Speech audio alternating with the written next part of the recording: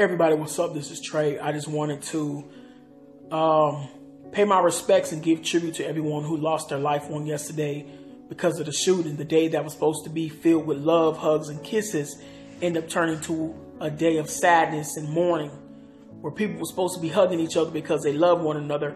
They was end up hugging each other because they was fearing for their life and running because there was a shooter out there. Cupid is the only one that's supposed to be shooting on Valentine's Day, not some wild, crazy teen. And I just want to send my light out into a dark place to leave you all with a message of hope and some encouragement, and to also bring an awareness to the school system. You know, the school system is different from how it used to be when I was in school over 16 years ago. You know, we did everything on paper and with paper, pens, and pencils. Nowadays, they're being upgraded to where they're doing away with paper, pencils, and pens. And now everything is going computer and electronically.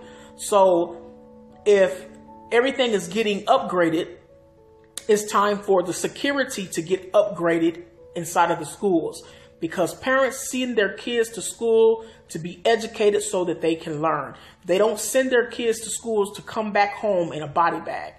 It's unacceptable.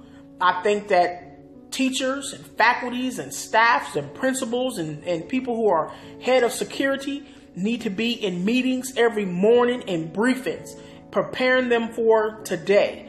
So that means if all the kids who got expelled or kids who got suspended, their name and picture needs to be posted in the office. It needs to be put in every teacher's inbox. So when they go in there and check their mail in the morning, they pull out a list of names with the kids' faces on there, saying that these kids have been suspended or expelled. And if you see these kids inside of the schools while they have been terminated, expelled, or suspended from school, please notify the campus police or notify the principal or whoever immediately. Because if they're coming back to school after being suspended or expelled, they're coming back to do damage. And I believe that if they would have had this information that I'm giving you all out inside of their schools, the situation that happened between Nicholas would have been prevented. Because a teacher came out into the hallway after hearing shots fired. She saw Nicholas and she said, Nicholas, is that you with the gun shooting? Or however how the news worded it. In other words, she already knew that Nicholas had a problem. For her to even come out of the classroom to say that and come and find out it really was Nicholas shooting up. But if they would have had a board meeting or a briefing with the kid's name and picture already on the paper to let them know he's not supposed to be on here, that when she would have seen him, she would have immediately knew that it was him in the school shooting up. Because number one, he was not supposed to be there in the first place. So I just think that the school system needs to be on board and doing more to protect and keep people's kids safe. Because I'm personally tired of getting on social media or watching my show and all of a sudden it's late breaking news and it gets interrupted because something is going on.